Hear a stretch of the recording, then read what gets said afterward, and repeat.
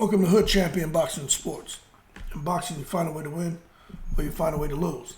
Look, I'm going to tell you right now, you may disagree with me.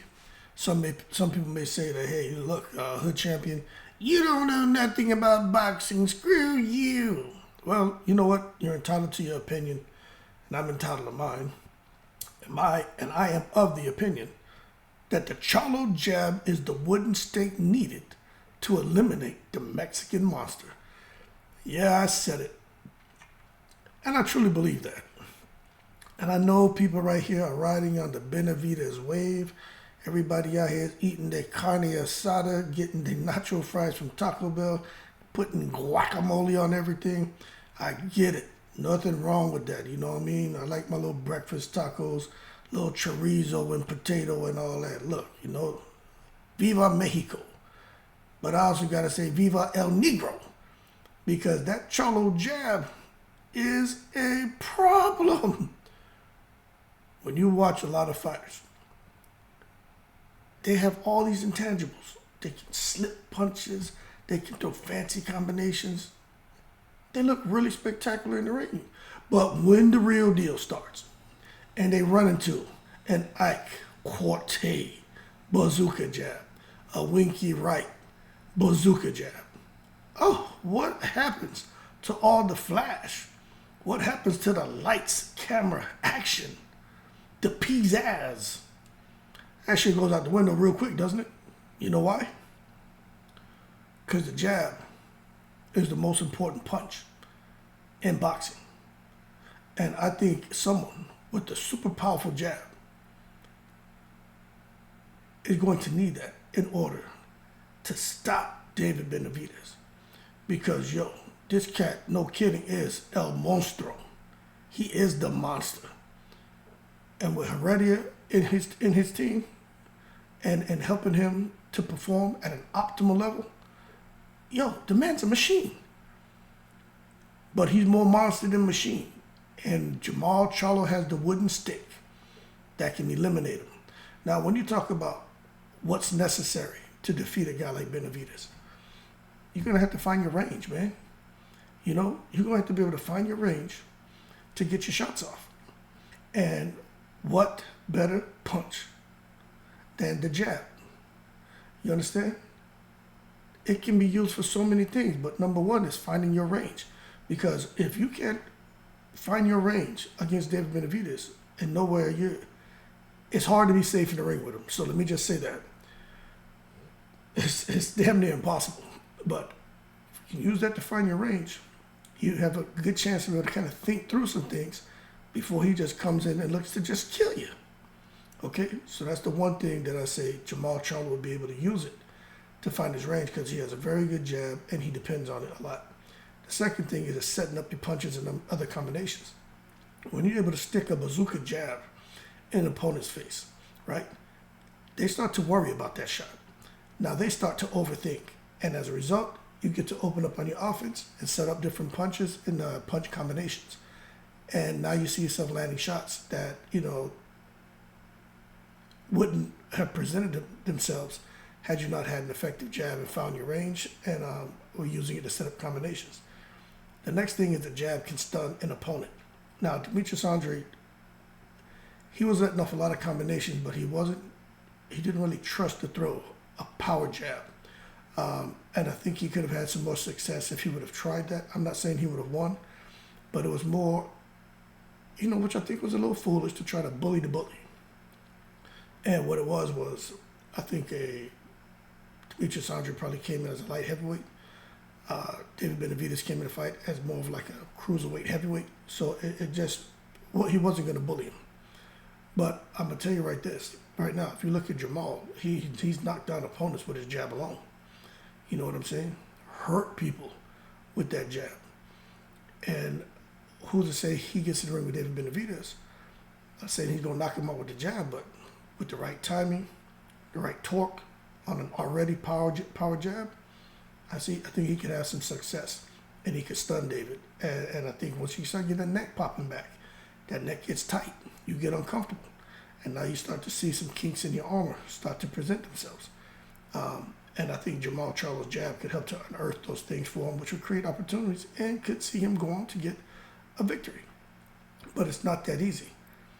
But then again, when you have an aggressive fighter, sometimes it can become pretty easy if you stay disciplined. Because David is aggressive. He's stepping to you. What Earl Smith say, when I get in the ring, I'm step in the name of love, step in the name of love. No, he's stepping to you. And that aggression can be used against him as long as Jermall Charlo can find his range, setting up those combinations.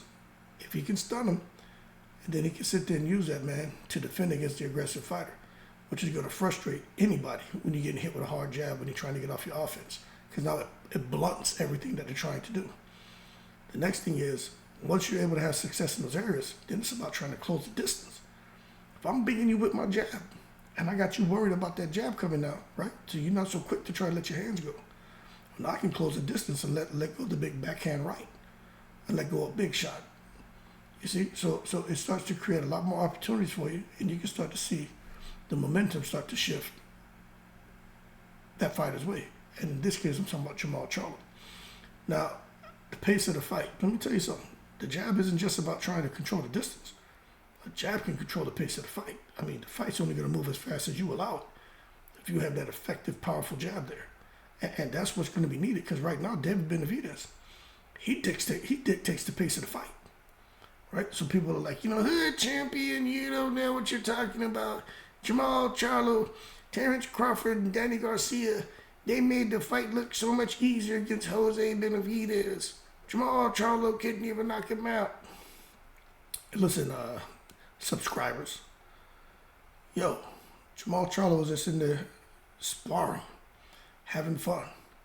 First fight back in years. And I'm going to tell you right now, he didn't struggle one moment in that fight. He looked like he was just having fun.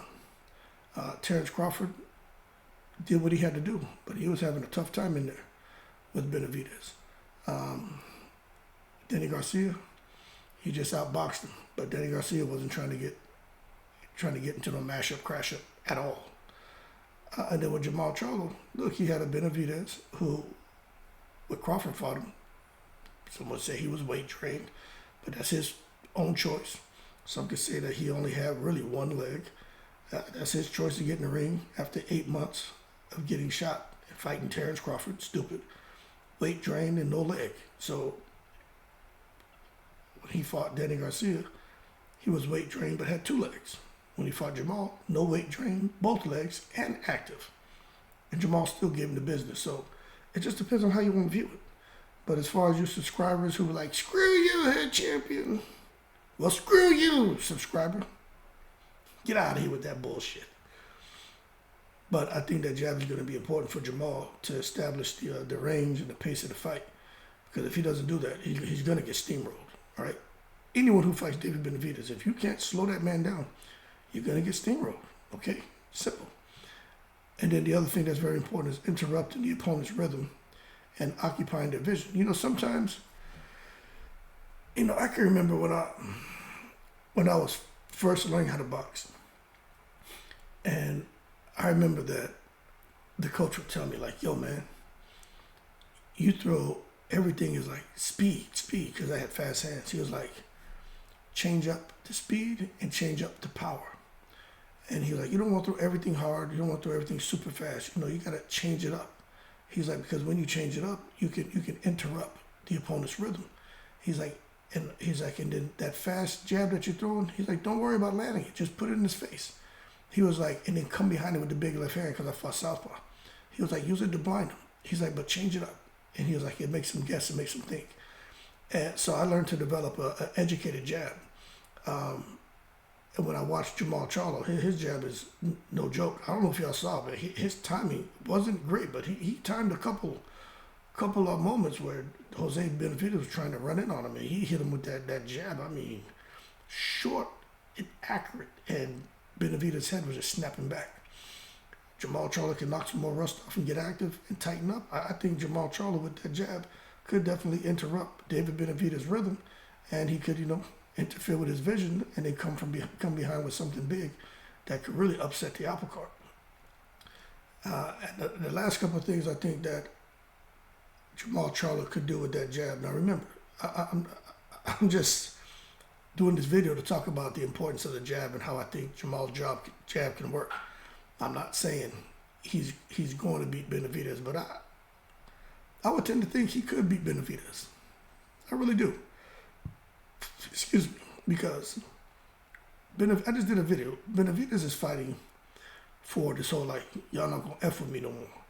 You know, he was an overweight kid. Boxing kind of helped with that. He ended up doing a little bit of coke. Was out there taking the chill pill, hit a little chill pill, and some people don't want to let him get from underneath that dark cloud. So he kind of has a chip on his shoulder, point to prove. And Jermall Charlo, talk about having a chip on your shoulder and point to prove. People here have written him off. People mad that he still holds a WBC strap, and they're really irritated with him because he didn't do nothing but exacerbate things by coming into the damn weigh-in for a catch weight at 163 at like 166 point something pounds. So that didn't help anything. But going forward, you better believe Jermall Charlo can be in the lab. And if he does get an opportunity to fight like a Benavidez, because I don't think Canelo's going to fight David, I just think that jab with Ronnie Shields, I think Ronnie Shields is going to be able to look at that jab. That jab, you got an aggressive fighter. Your best weapon is your jab. And I think people are going to be shocked at how that fight goes.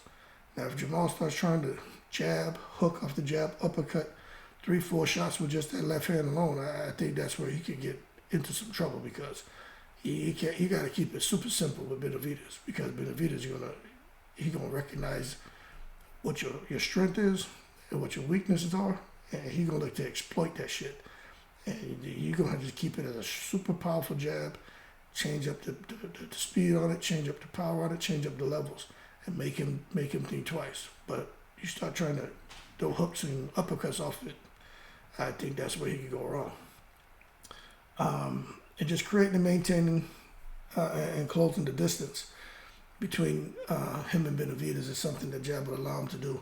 But the most thing is just using his offensive and defensive measures simultaneously because your offense is your defense. That jab is offense, but it's also defense. You get to inflict damage, but at the same time, you get to make sure that person not getting their shots off. So the jab is extremely, extremely important. And David Benavidez can be a counterpuncher, and he can be a power puncher. And that jab can disrupt all that. Okay?